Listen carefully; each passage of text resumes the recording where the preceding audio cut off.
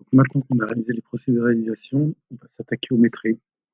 Donc, quand on va dans les vues, on a métré, plan de repérage. Bon, il faut faire une vue qui correspond à notre niveau. Donc là, par exemple, on a le niveau 1, voilà. Et on a un affichage par couleur pour chaque type de voile.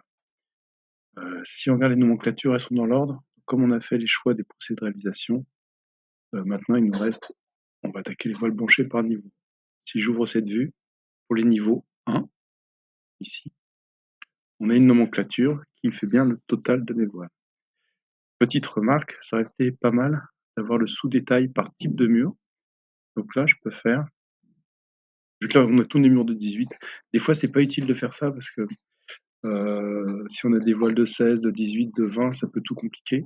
Mais dans ce cas-ci, on peut aller dans le gabarit de vue, faire tri regroupement et lui demander de faire par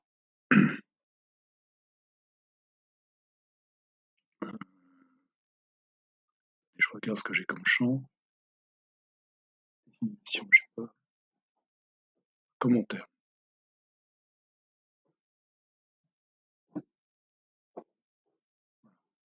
C'est les commentaires qui me permettent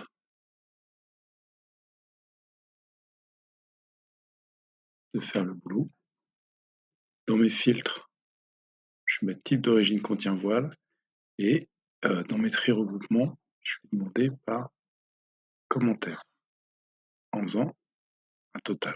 Donc là, ça le fait par niveau. Là, j'ai qu'un niveau, donc c'est facile. Et ça me fait par commentaire. Si je fais OK, j'ai mon commentaire qui s'affiche. Et là, on voit qu'il y a des choses qui ont changé ici. Donc, j'ai peut-être intérêt à ne pas indiquer le type d'origine, mais juste la désignation. Je vais là-dedans, dans mon gabarit de vue. Je vais dans mes champs. Mon commentaire, je vais le mettre après le niveau d'affectation. Et par contre, la catégorie d'origine, au niveau mise en forme,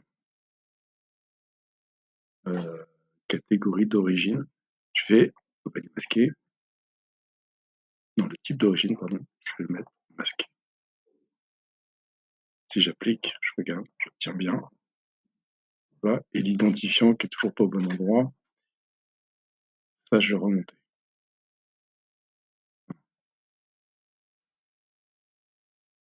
Voilà. Donc là j'ai mon identifiant qui est au bon endroit. Éventuellement, je peux décocher ça de manière à pouvoir jouer là-dessus.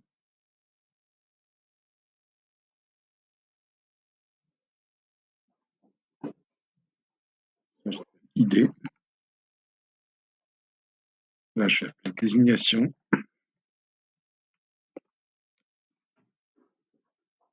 Que je vais en... Mince. Et ça, faut que je le mette en gabarit de vue. Si je le rebloque, je vais copier ça. Je valide.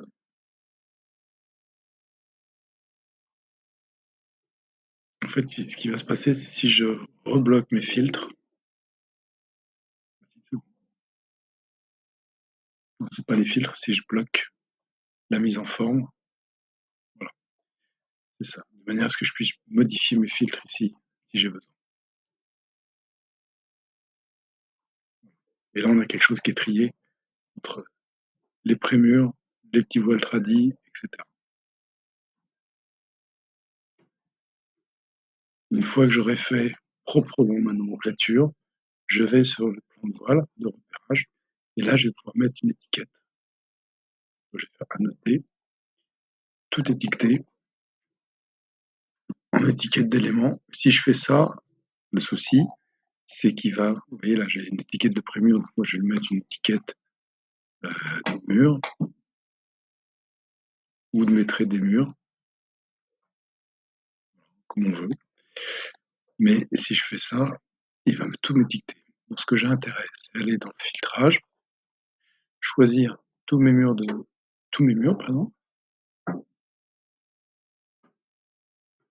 Je vais ici, je mets en surbrillance dans le modèle.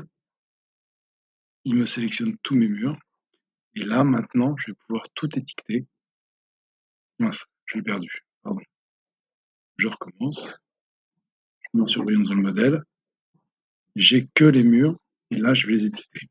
Je fais annoter. Tout étiqueter les éléments, uniquement les éléments sélectionnés dans la vue en cours. Et je sélectionne mes traits des murs. Je fais OK.